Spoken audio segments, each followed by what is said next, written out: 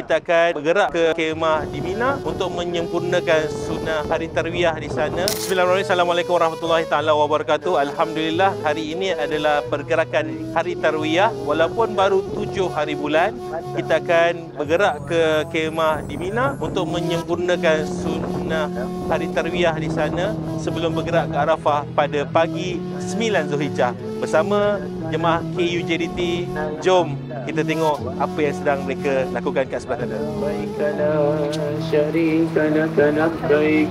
Innal hamda wan ni'mata laka wal mulk la syarika lak labbaik Allahumma labbaik labbaik la syarika lak labbaik innal hamda wan ni'mata laka wal mulk la syarika lak